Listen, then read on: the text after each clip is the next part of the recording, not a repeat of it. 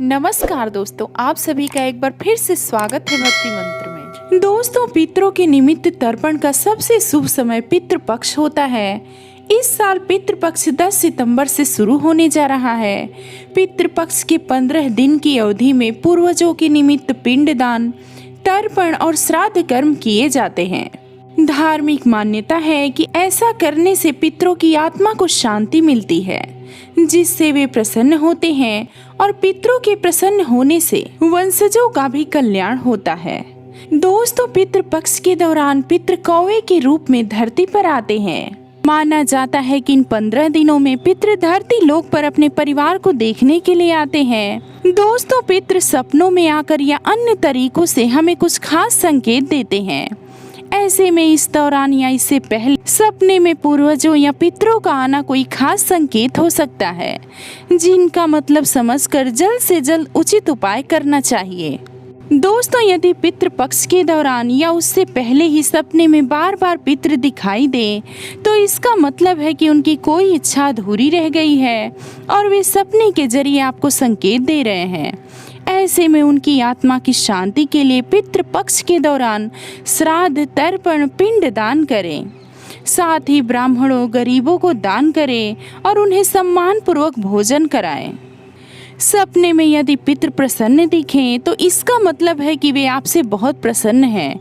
इसका मतलब होता है कि उन्होंने आपके द्वारा किए गए अनुष्ठानों को स्वीकार किया है। ऐसा सपना जीवन में सुख समृद्धि लाता है।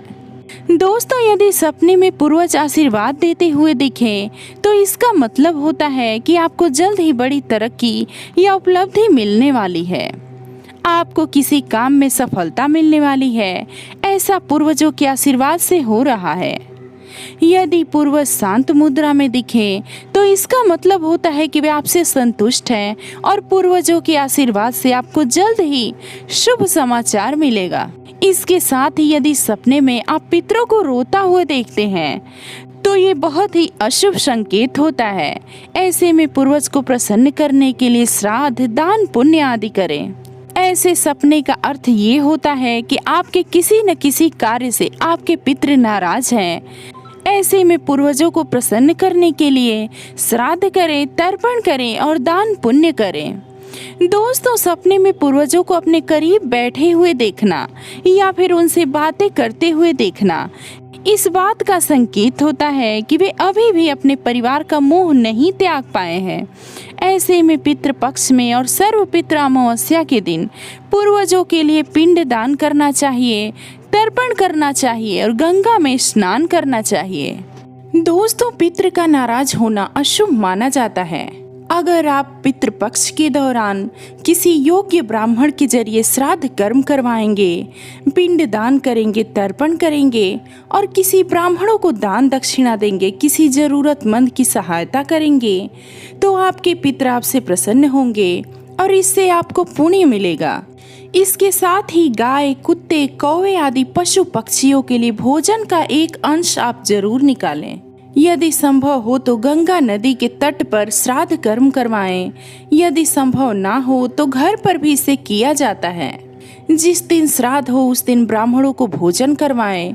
भोजन के बाद दान दक्षिणा भी देकर उन्हें संतुष्ट करें। दोस्तों, श्राद्ध पूजा दोपहर के समय शुरू होती है। मंत्रोच्चारण के द्वारा जल से तर्पण किया जाता है। इसके बाद जो भोग लगाया जा रहा है उसमें से गाय, कुत्ते, कौवे आदि का हिस्सा अलग कर देते हैं। इन्हें भोजन डालते समय अपने पितरों का स्मरण करना चाहिए। मन ही मन उन्हें श्राद्ध ग्रहण करने का निवेदन करना चाहिए।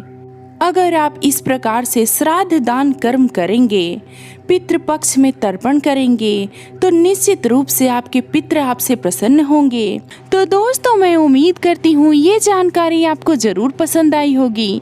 आप अपने विचार कमेंट में जरूर बताएं। अगर आप मेरे चैनल पे नए हैं तो मेरे चैनल को सब्सक्राइब करना बिल्कुल भी ना भूलें। साथ ही बेल आइकन क्लिक करें, जिससे आने वाली लेटेस्ट वीडियो सबसे पहले आप तक पहुँचे। दोस्तों, मिलते हैं कुछ और नई जानकारी के साथ। तब तक के लिए राधे राधे।